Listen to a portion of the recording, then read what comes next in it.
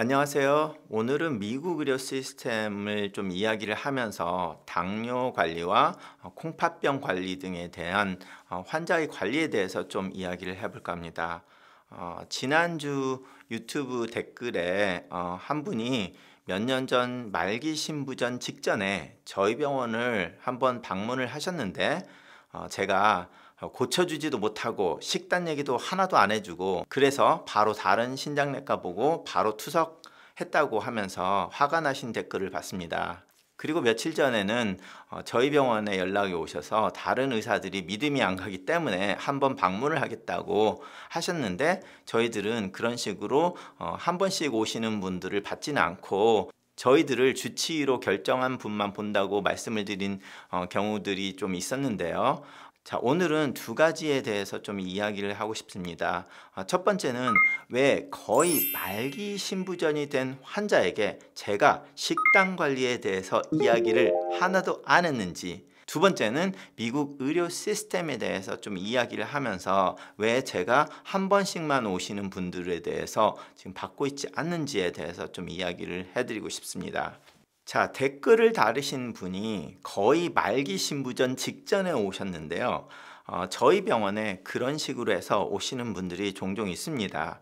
그런데 제가 몇 년 전까지는 이렇게 PPO 시스템으로 한국처럼 오늘 아침에 누구를 봐야 되겠다 하면 아무나 가서 볼 수 있는 그런 보험을 받았었는데 그러다 보니 환자분들이 콩팥이 굉장히 나빠진 그때부터 여러 의사를 찾아다니면서 누군가 자기 콩팥을 고쳐줄 사람을 찾는 분들을 보게 됩니다.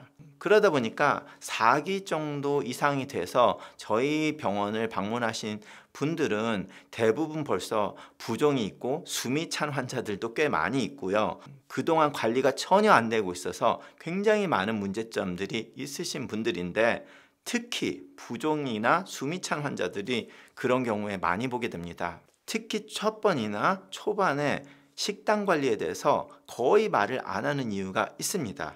왜냐? 그런 분들은 오셨을 때 완전히 컨디션이 엉망이고 부종이 있고 숨이 차면 이런저런 식단 이야기를 한다고 해도 콩팥 부전증이 있으신 분들이 식단은 굉장히 어렵기 때문에 이해도 못하죠.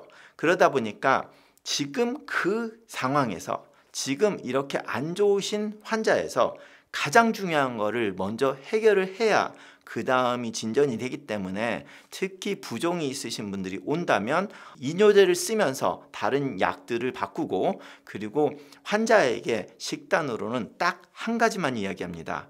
부종이 가장 큰 문제가 있을 경우에는 저염식 하세요. 그리고 지금 이 부종은 약으로 해결을 할 수밖에 없습니다. 라고 말씀을 드립니다. 특히 4기 신부전증이 저에게 처음으로 오시는 분들은 신장내과를 한 번도 보신 적이 없으신 분들도 있고 아니면 주치의가 이뇨제를 굉장히 적게 쓰니까 조절이 전혀 안 되고 있는 상황이 많이 있기 때문에 그럴 때는 어쩔 수 없이 부종에는 이뇨제를 쓰고 환자가 부종의 해결을 도와주는 것은 저염식밖에 없습니다. 그렇기 때문에 그것이 해결이 되는데 보통 2주에서 2달, 3달 정도까지 걸리는데 그 사이에는 어차피 다른 음식을 제한하기도 어려운 상태고 부종이 있을 때는 다리나 폐만 물이 차는 게 아니라 장에도 물이 차죠. 그러다 보니까 어차피 환자가 식사를 잘 못하게 됩니다. 왜냐면 창자가 물 때문에 팅팅 부었기 때문에 소화가 안 된다거나 변비가 있거나 해서 환자가 잘 먹지를 못해요. 그 상태에는. 그러다 보니 저염식과 이뇨제를 써서 하는 건데 제가 왜 이거를 말씀을 드리냐면 이런 경우를 너무 많이 봐요. 너무 많이.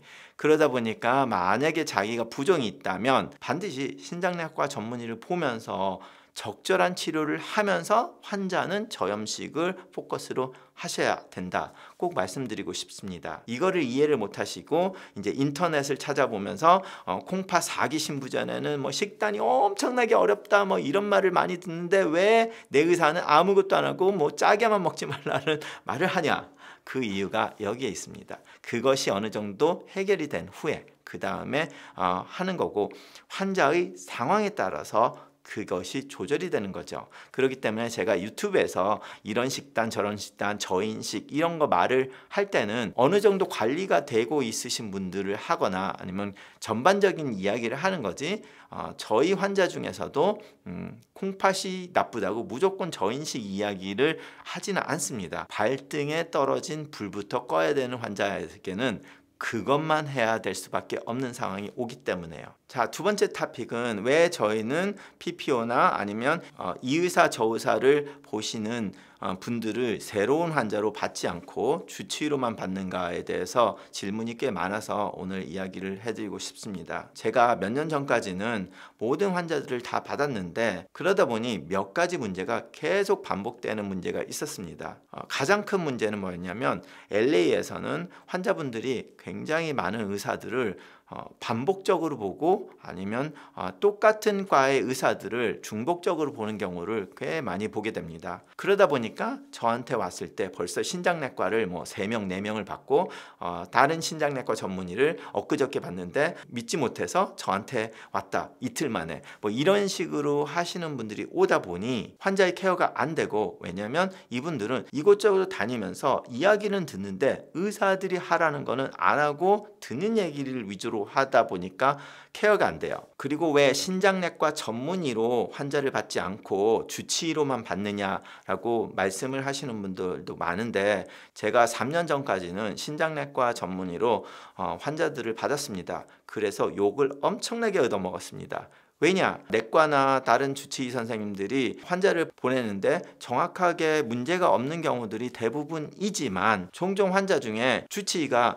4기 신부전이나 4기 신부전으로 가고 있는 찰나 아니면 말기 직전인데 주치의가 소염제도 주고 항생제도 남용하고 뇌졸중이 있는 환자들 스타틴도 안 주고, 그리고 항생제도 젠타마이신과 소염제를 감기약으로 주사를 하는 분도 있고, 그러다 보니까 그것 때문에 콩팥이 망가진 거를 말을 하면 난리가 나기 때문에 제가 아예 그런 환자들을 안 보고 그랬는데, 제가 그런 이야기를 하게 되면 결과적으로 환자를 보내준 주치의의 잘못된 거를 후배 파게 되기 때문에 LA에서 욕을 엄청나게 먹었습니다. 그래서 제가 3년 전부터는 아예 그러면 환자 다른 의사한테 안 받겠다, 그냥 저한테 모든 거를 맡기고 주치의로 해서 하면 제가 주치의로 이것저것 다 봐주면서 콩팥도 케어를 하겠다라고 해서 저희 병원의 시스템을 좀 바꿨습니다.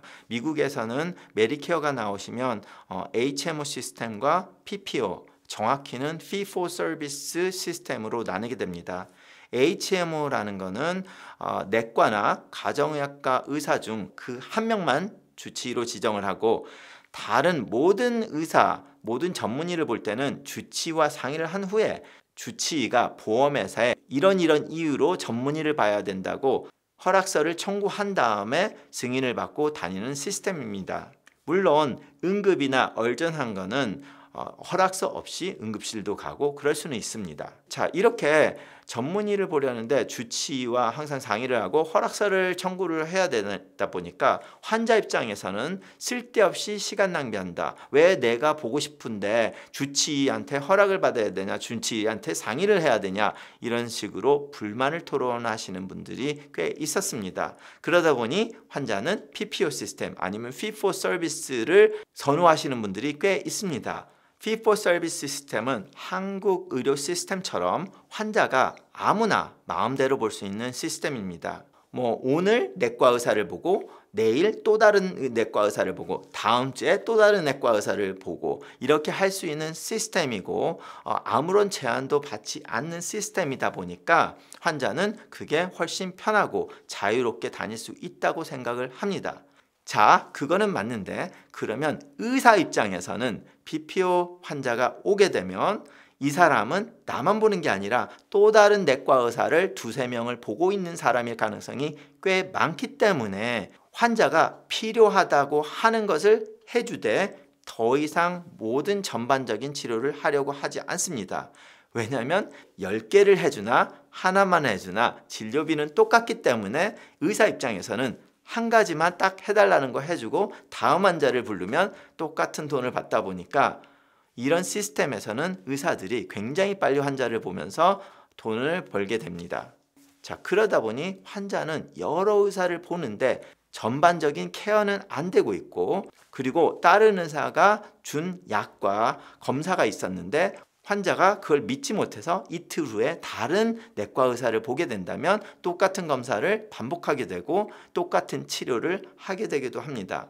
그러다 보니까 어떻게 되냐면 환자가 두 가지 약을 복용을 하는데 첫 번째 의사가 준 약, 두 번째 의사가 준 약들이 동일한 약인데 이름이 달라서 혼동을 해서 두 개 다 먹어서 과다 용량의 약을 먹는 경우를 보거나, 아니면 허리가 아파요, 무릎이 아파요, 어디가 아파요 해서 소염제를 받았는데 다른 의사한테는 콩팥 기능이 지금 떨어져 있어서 3기에서 4기로 넘어가는 찰나라고 이야기를 해서 치료를 받고 있는 찰나에 무릎이 아프다고 다른 의사한테 찾아갔을 때는 그 의사 입장에서는 무릎이 아프니까 무릎을 고쳐주는 치료를 하게 됩니다. 그래서 소염제를 주게 되죠. 만성신부전 4기인 환자들에게 소염제도 주고 CT를 찍는데 조영제도 주고 하게 되는 겁니다. 왜냐하면 그거는 환자가 무릎이 아프다고 왔기 때문에 무릎이 아픈 데는 소염제가 직방이니까.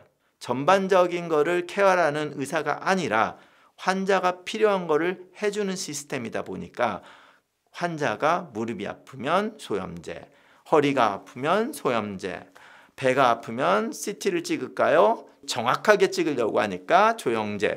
이러다 보니까 환자는 여러 의사를 보면서 오히려 콩팥을 망가뜨리는 그런 일이 있기도 하고, 실제로 제가 예전에 본 환자, 그리고 유튜브에서 말했던 환자의 한 케이스는 이분이 4명의 내과 의사를 주기적으로 2주마다 한 번씩 다 보고 있었어요.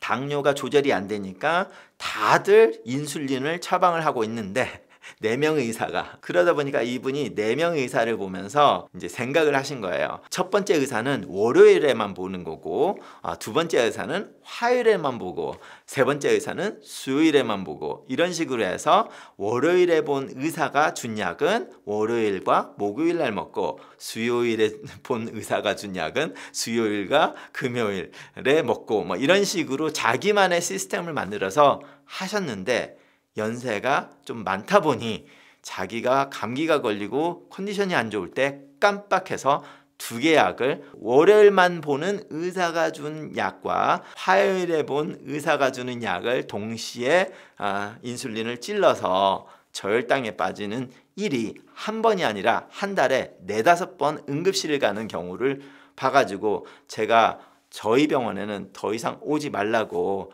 하신 분이 있었습니다. 그런데 이분의 경우는 굉장히 드라마틱한데 이만큼은 아니지만 거의 비슷한 식으로 환자가 한 경우들이 꽤 많이 있었고요. 가장 최근 들어서 큰 문제가 있었던 환자 이야기를 또 한번 해드리겠습니다. 자, 이분은 저를 벌써 6년, 7년 정도 보고 계신 분인데요. 끝까지 HM을 안 하고 주치의를 안 하고 주치의는 다른 사람을 보고 저희 병원에 오겠다고 하셔서 그렇게 보고 계시는 분인데, 항상 물어보면 이분은 주치의와 저만 본다고 항상 말씀하세요. 나는 이제 절대 안 가고 치료도 아무것도 안 하고 보조품도 아무것도 안 먹는데, 그러면서 계셨는데 작년 5월부터 콩팥이 점점점 나빠지는 거예요. 그래서 5월에 크레아티닌이 1.49, 그리고 11월에 2.28로 크레아티닌이 확 올라갔어요. 그래서 바로 그 다음 주에 피검사를 했더니 더 안 좋아지는 거예요. 이 상황에서 제가 계속해서 물어봤어요. 다른 의사 누구 보세요? 그분이 하시는 말이 내과 의사 1명 보고 저를 보고 아무도 안 본다고 하시는 거예요. 제가 예전부터 다른 의사들 막 아무데나 다니는 거 싫어하는 거 뻔히 알고 있었으니까.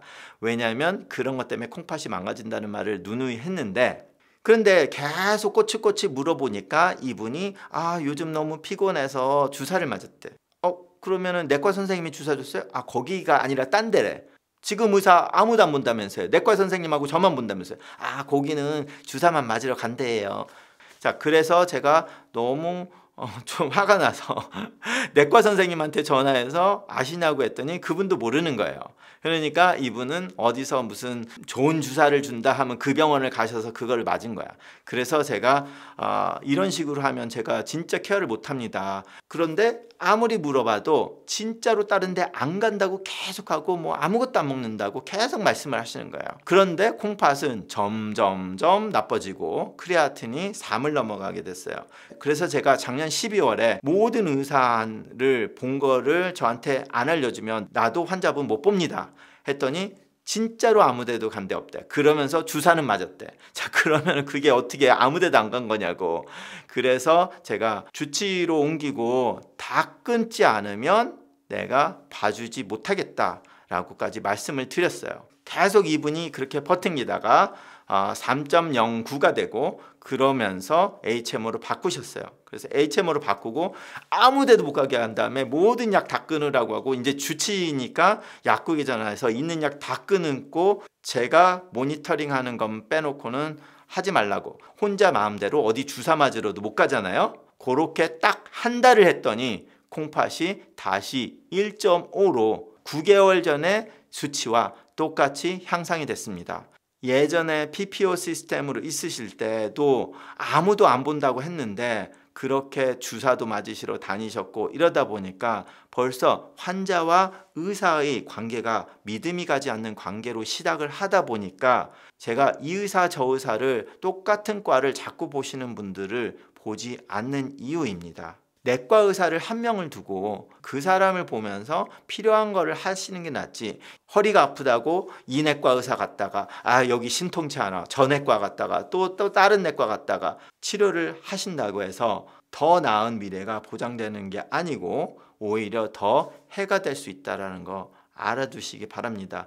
그리고 그렇게 이약저약을 마구 먹게 되면 결과적으로 콩팥이 망가질 가능성이 굉장히 높기 때문에 콩팥내과 전문의로서 그런 것을 싫어할 수밖에 없습니다. 그래서 제가 환자분들한테도 제가 못 맡겠으면 아예 주치의를 다른 데로 옮기시고 거기를 다니시지 여기를 왔다 저기를 갔다 또 다른 사람을 갔다 이런 식으로 반복을 하면서 동일한 검사나 치료를 하지 말라고 말씀을 드리는 겁니다.